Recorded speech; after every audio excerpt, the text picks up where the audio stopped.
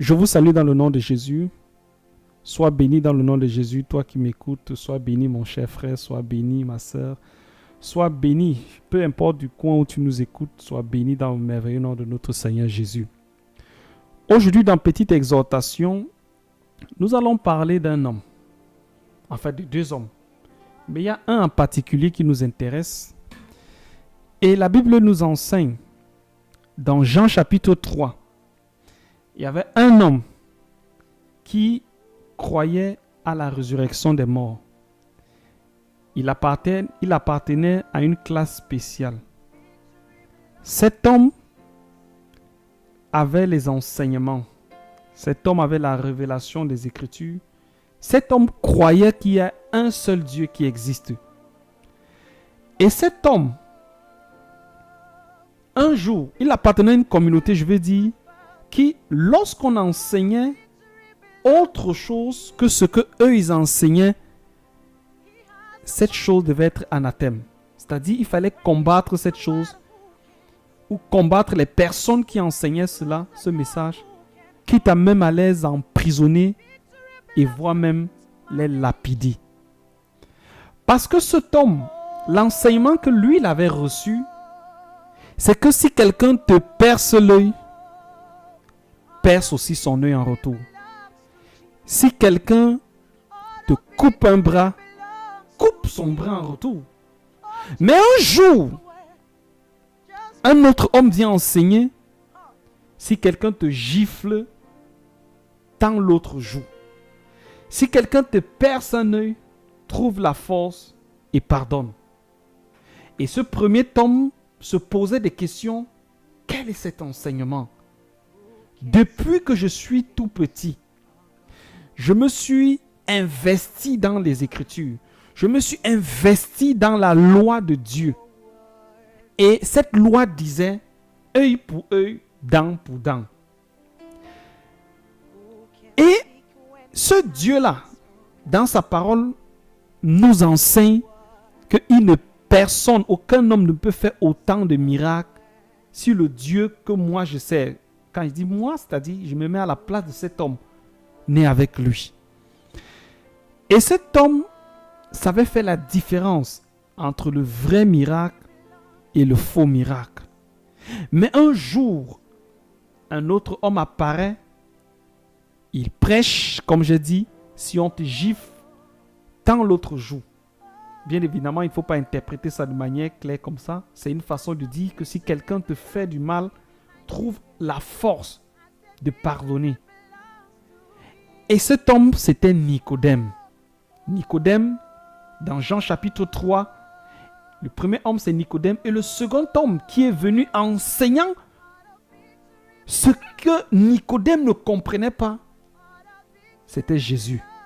Amen. Et il reconnaissait non seulement dans les enseignements de Jésus une certaine véracité, un certain amour. Il reconnaissait également au travers des miracles que Jésus accompagnait par sa parole, qui accompagnait sa parole, il reconnaissait au travers de ces miracles que ça venait vraiment du Seigneur, de Dieu.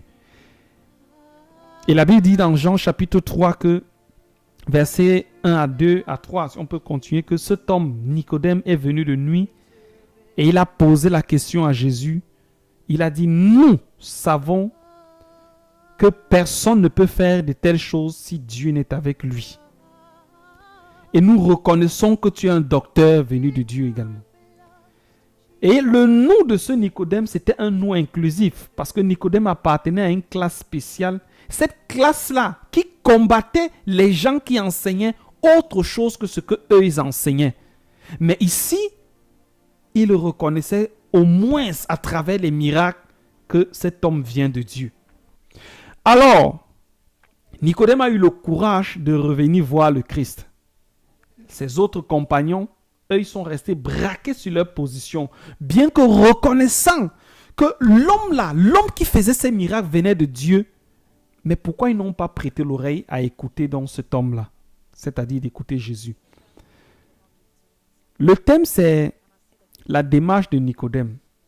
Après s'être rendu compte au travers de la vie de Jésus, au travers de ce que Jésus enseignait, au travers également des miracles de Jésus, Nicodème s'est rendu compte que Jésus était vraiment un homme venu de la part de Dieu. Alors il est allé, il n'est pas resté braqué sur sa position, son autorité, que je suis quand même l'imam tel, je suis le prêtre tel, je suis le pape tel, je connais toute la Bible, toutes les Écritures, tout ce que ça dit. Il n'est pas resté braqué sur cette position. Donc nous admirons, nous reconnaissons également l'humilité de Nicodème. Il est venu de nuit voir Jésus et il a dit, enseigne-moi ces choses, en d'autres termes. Et Jésus lui a dit, tu dois naître de nouveau. Et il a dit, comment je peux naître de nouveau, pourtant je suis déjà vieux. Ça veut dire que malgré la connaissance de Nicodème, il lui manquait une chose, la révélation. Le Seigneur de gloire dit dans sa parole que quand je serai parti, je vous enverrai le consolateur, il vous rappellera toutes choses. Nicodème avait la lettre, mais il n'avait pas le Saint-Esprit. Amen. Et il est donc venu vers celui. Jean dit, la Bible dit qu'il parut un homme Jean, baptisant d'eau. Mais Jean dit, un autre viendra, et c'est lui qui vous baptisera de feu et du Saint-Esprit. Nicodème avait besoin du Saint-Esprit parce que c'est le Saint-Esprit qui révélait l'existence de Christ. C'est le Saint-Esprit qui donnait la révélation de ce que c'est que la vie éternelle. Nicodème connaissait qu'il y aura la résurrection des morts. Mais il ne savait pas que la résurrection des morts, amen, c'est le Saint-Esprit qui est ce gage-là. Que lorsque le son de la trompette va résonner, le Saint-Esprit va réagir comme l'aimant qui est attiré par le fer. Parce que le Seigneur dit, tous ceux qui ont mon esprit sont enfants de Dieu, sont fils de Dieu. Amen.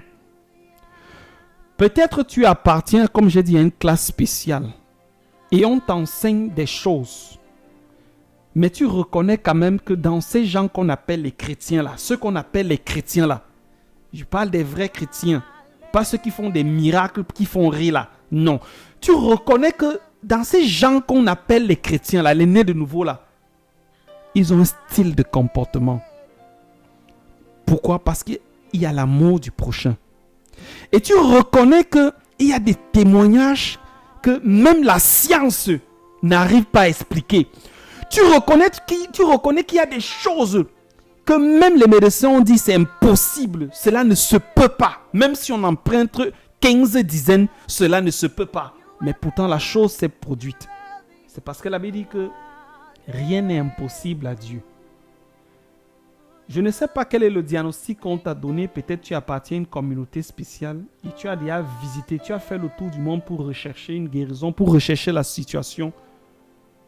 Mais je vais te dire, rapproche-toi de Jésus. Fais comme Nicodème, même de nuit, rapproche-toi de lui, c'est-à-dire même dans le secret. Nicodème savait que s'il se rapprochait de Jésus de nuit, il courait le risque d'être exclu de jour, exclu de sa communauté. Il courait le risque d'être lapidé même. Parce qu'il n'était pas encore assez fort. Il fallait donc qu'il vienne dans le secret. Comme toi, tu n'es peut-être pas encore fort. Il y a des applications où tu peux télécharger la Bible pour chercher Jésus, pour chercher la parole. Et tu peux faire cette prière avec moi. Tu peux dire, Seigneur, j'entends tout le temps on parle de Jésus, on parle d'un Jésus. J'entends tout le temps on dit Jésus sauve. Moi, j'ai grandi en tant que fils d'imam. J'ai grandi en tant qu'enfant qui croit à telle chose. Et on ne m'a pas enseigné ces choses. Je veux que tu te révèles dans ma vie. Si tu es véritablement le Dieu là, l'unique là, révèle-toi dans ma vie. Et la Bible dit que personne ne peut chercher Dieu de tout son cœur étant sincère et Dieu ne se révèle pas. Il va se révéler. Laisse-moi te dire que dans le secret, ce n'est qu'une question de toi et de lui. Tu n'as pas besoin de crier très fort. Mais si tu es sincère et que tu le recherches, il va se révéler dans ta vie. La démarche donc de Nicodème était d'aller vers Jésus même secrètement.